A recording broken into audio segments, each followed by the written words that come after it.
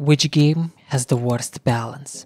If I ask a random gamer, likely they will mention a game they're currently playing and which sometimes is unfair, unfun, or they're just bad at. Which doesn't provide a very scientific answer to my question. Alternatively, if I try to see what the elite pro gamers of YouTube have to say on this, I'll be met with a lot of Schrödinger cat-esque results, where the same character, weapon or item can be overpowered and underpowered at the same time. Then maybe I can become a scientist myself, do some experiments by playing a lot of games in order to make a very subjective judgment that likely you will not listen to because, well, why should you? Or I could collect data on pick rates, win rates and ban rates from different games to find the most unbalanced one. But again, not the best approach, as many games cannot be compared this way, as you can't really compare a broken character in a MOBA or a hero shooter to a broken card in a collectible card game, or a broken fighter in a fighting game to a broken weapon in an FPS. As you can see, finding the worst balanced game is not that easy. So, logically, and likely because I hate myself, I decided to make it even harder by finding which multiplayer games from over 100 that are currently somewhat popular have the worst balance. This includes covering classics of old and new, such as Apex Legends,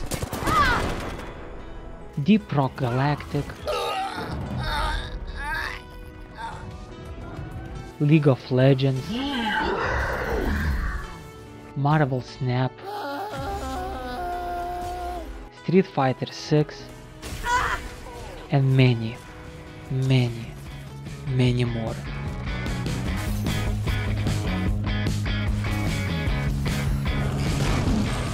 And I focus on multiplayer because in single player games, the concept of balance is often replaced by difficulty.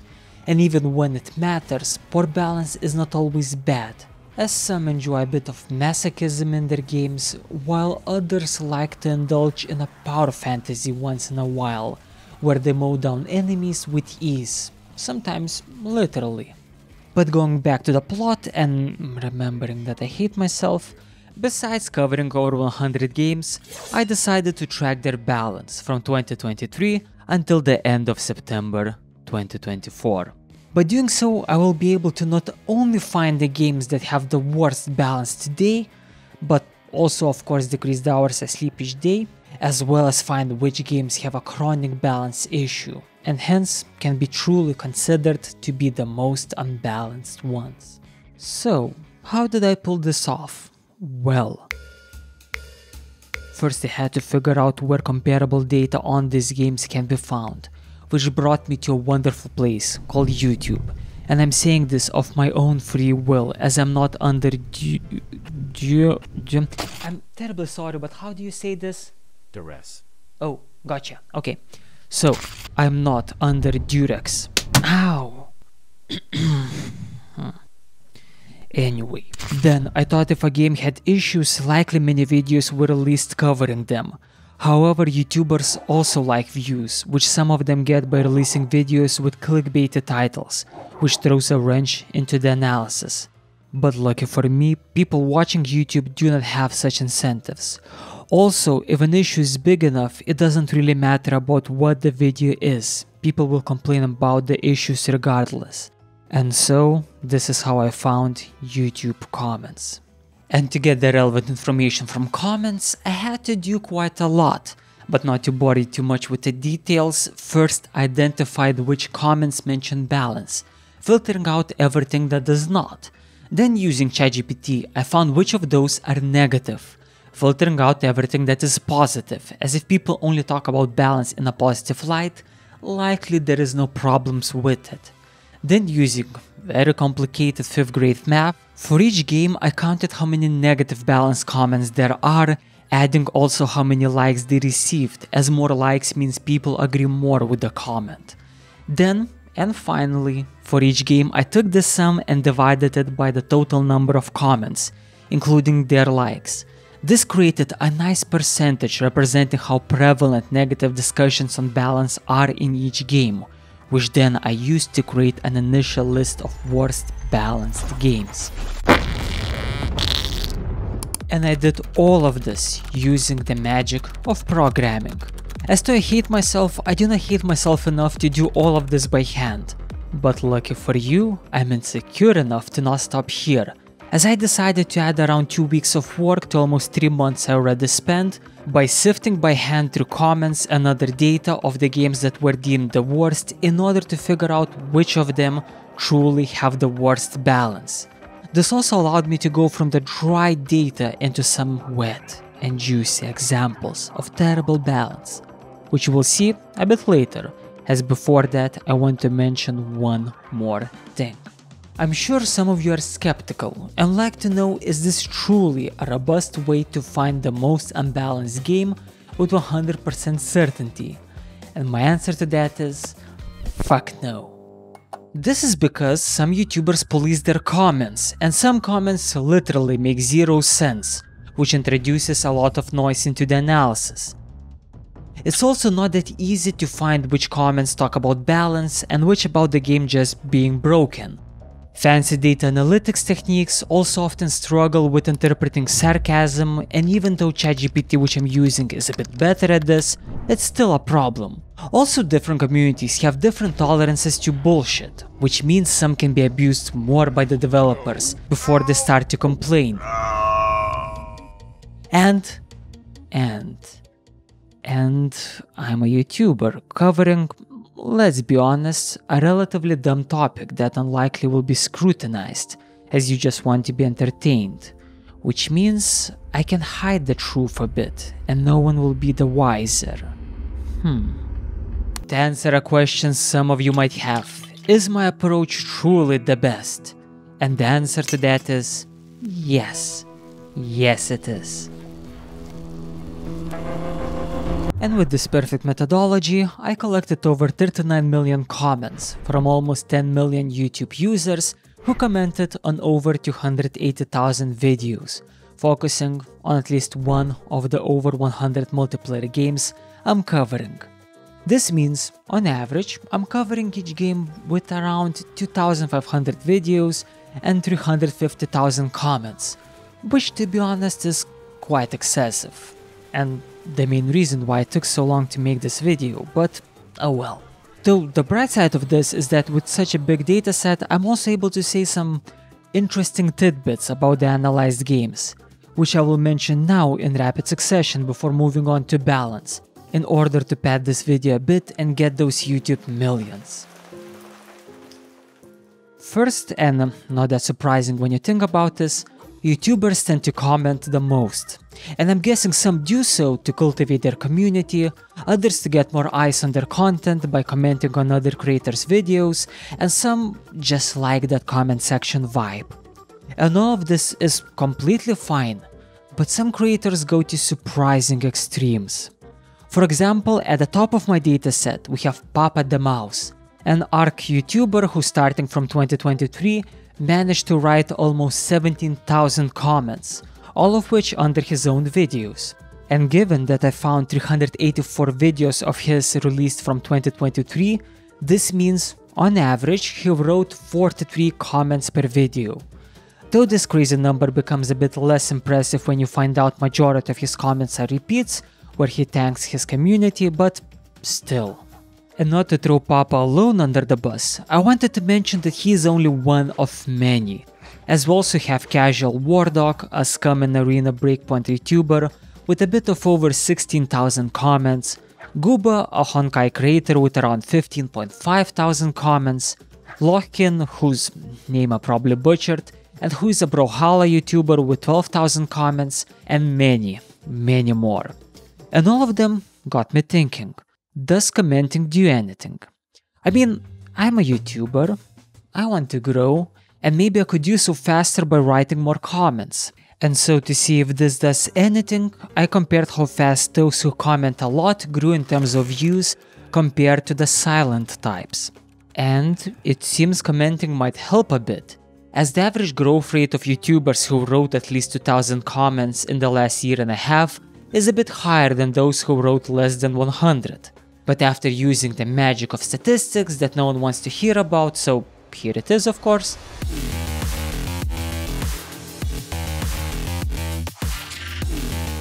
And with this, I found that the difference between the two groups is likely to be just random noise, implying that in reality commenting does not help much with growth. Though cannot say this with a lot of certainty as the data collected is not that great in answering this particular question. But what I can say with certainty is that what matters the most on YouTube is creating videos that people want to watch, which are released on a regular schedule.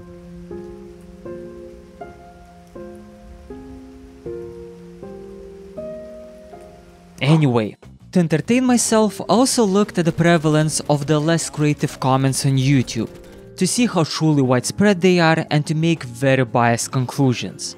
And for example, everyone's favorite first comment appeared in around 18.5 of the around 280,000 videos I analyzed. And in 36.3 of those, this comment appeared more than once, showing that for many someone else being first does not really matter. Also, it seems some people on YouTube can predict the future, as in around 4.6 of the videos someone called it or knew it.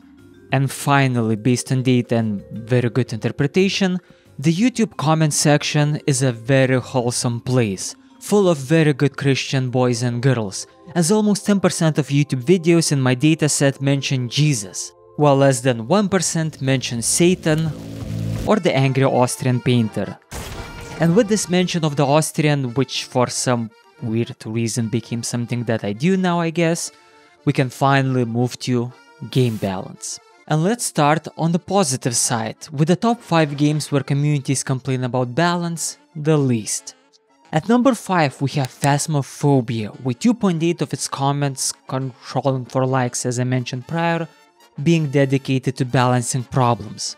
For those who do not know, Phasmophobia is a cooperative horror game, where players are looking for ghosts by investigating various locations and using different tools. And the majority of negative comments on balance are dedicated to those tools. But overall, this is quite rare, which is likely because of the cooperative nature of this game and the fact that you're playing against a computer and not other people makes this game feel relatively balanced. And likely for similar reasons, at the second position, with only 2% of comments on YouTube being about balance issues, we have Lethal Company, a similar game that focuses more on resource gathering than ghost or monster hunting. And if you're wondering why this game performed a bit better, it is likely because it's a bit more new, and so more people are still in a honeymoon period where they are more willing to forgive issues with the game if any exist in the first place. But going back to the top 5, at the 4th position we have Assetto Corsa, a racing sim focusing on realistic physics and, well, racing, which has around 2.7 comments on YouTube dedicated to problems with balance. Here, balancing is probably not that big of an issue because in this game the focus is on mimicking real cars, which means that if a car is crap in real life and it's crap in the game, people will be happy. And, continuing with racing, at the 3rd position with 2.4% of comments being about balance problems, we have Trackmania, an arcade-style racing game with no customization beyond cosmetics. This, in addition to the fact that players essentially only have access to one car that behaves the same for everyone, and because there is no way to interact with other players during the race, makes this game only about how fast and well you can drive, which in turn means there is not a lot of things to balance here.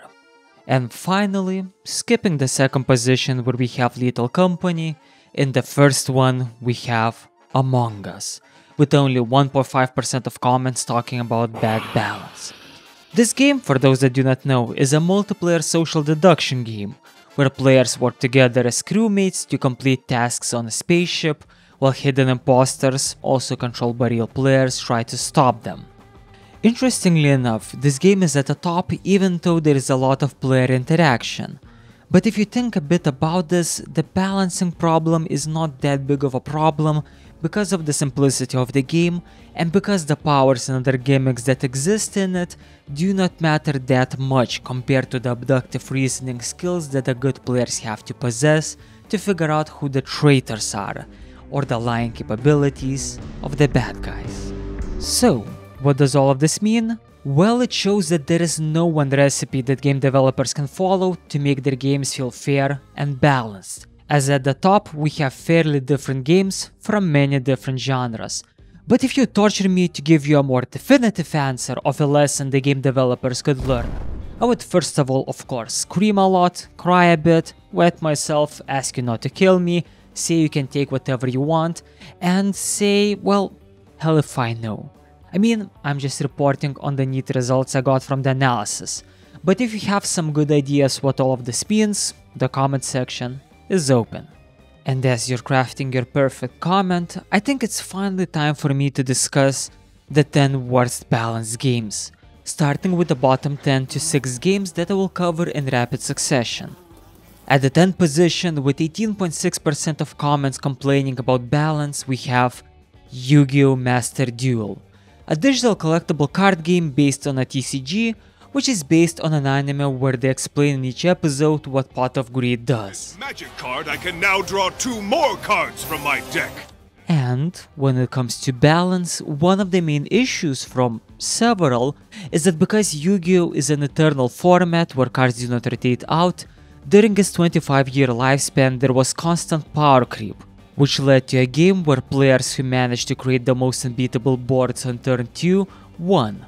And because of this, and I do not think I'm spoiling too much by sharing this, according to my research, Yu-Gi-Oh! Is the least balanced card game.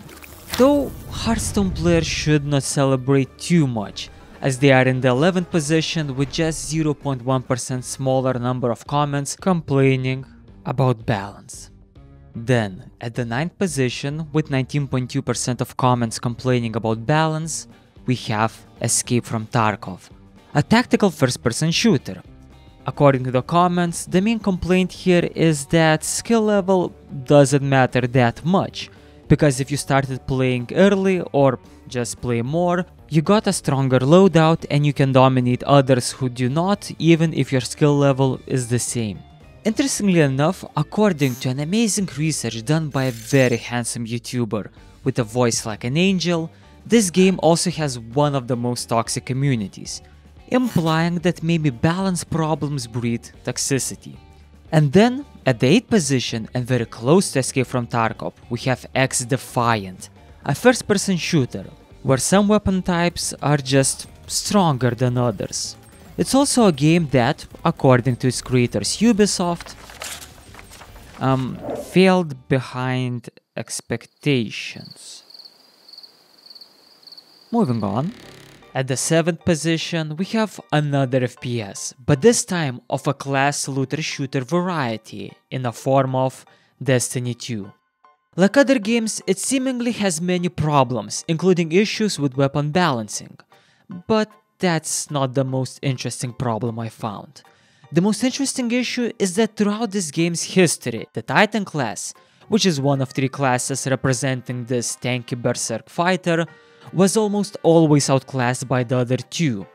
This is because in Destiny 2, the Hunter class, which is the DPS class, can dish out more damage at a safer range, while the dedicated support class, Warlock, can provide more sustain to the whole team and also provide buffs and sometimes good damage. And so, the sad story is that for a long portion of this game's life, at least 33% of this game's classes were subpar. And then, in the 6th position, we have War Thunder, a military vehicle combat game. And here, the possible balance problems are a bit of a sensitive topic. So, to prevent this video from falling into the same demonetization pit my others fell that tentatively touch upon politics, I will be very brief. But, due to War Thunder focusing on vehicles from different nations, some people say that the developers are biased towards some of them, while others say that due to their own biases, some players are unable to see how truly broken their own nation's vehicles are. This in turn creates a situation where it's difficult to distinguish between a critical discussion and a bratwurst measuring contest, which, amusingly enough, sometimes culminate with classified military documents being leaked on War Thunder forums. And that is all I will say about this game. Besides mentioning that those who do not take part in such discussions are the ones who truly have the biggest At the 5th position we have Dead by Daylight, an asymmetric survival horror game where you can play as one of the several survivors or the killer who's trying to make them survivors no more. And when it comes to balance, the main issue is that many patches in this game create this pendulum effect, where on some days the developers make the survivors broken, such as when they got a perk that made them essentially immortal for up to 2 minutes by allowing them to heal faster than the killer could hit them, while on other days, when the developers decide that survivors had enough fun, they release a broken killer or two, such as when they released Legion, who had this speed boost ability that was extendable by slashing different survivors, which, in combination with some perks, allowed him to quickly down all of them. And though here I only provided 2 examples, there are many more. As in Dead by Daylight, the pendulum of balance still often swings into the broken and overpowered direction. And we can also see something similar in Overwatch 2, which is at the 4th position. Here problems often stem from the difficulty of balancing a hero-based shooter, where each hero has unique abilities, weapons, hitboxes, and so on. This leads to many issues, including situations where one month a hero can be broken, while the next completely unplayable. But besides this generic problem, Overwatch 2 also has some unique ones, including some that stem from the 5v5 format that it uses, where each team can only have 2 DPS and 2 support type heroes, and only 1 tank. This, according to some, leads to overbuffed tanks who often become the main deciding factor on which team wins and which loses. This is also a very big sticking point for some players, as they believe that this issue could have been avoided by not switching to a 5v5 format used in Overwatch 2 from the 6v6 format used in Overwatch. But I think this is already going into too many details for those who do not play Overwatch 2. But also skipping too many of them for those who do. And so, to keep a nice balance in coverage, let's leave Overwatch behind and dive deeper into the balance pit of despair. And speaking of pits, especially of the hell variety, in the 3rd position we have Diablo 4, an action RPG where you mow down enemies to get new items that are the same as old ones but with bigger numbers. Important to note that for many, this is a single-player experience, but it also has a lot of multiplayer elements, including cooperative play, PvP zones, world bosses, and such, which is why I'm covering it here. And according to the comments, there are 2 major problems. First, some classes such as the Rogue almost always are at the top, while others such as the Sorcerer are often underpowered in comparison. This leads many who enjoy such classes to question if it's worth it, as they're essentially playing a more difficult game. And second, there is often only a very narrow number of builds that are viable for each class at higher difficulties, which, in addition to the previous problem, forces many to start looking at this action RPG as an Excel spreadsheet problem, where they're trying to min-max and optimize at every step, rather than just enjoying the game. And then we arrive at the 2nd worst balanced game according to my amazing research, which is World of Tanks. Here, one of the more unique issues besides just bad balancing is power creep, where new tanks are almost always better than the old ones, with little drawbacks. This problem is made worse by many of those tanks only being purchasable with premium currency, which you get by paying real money.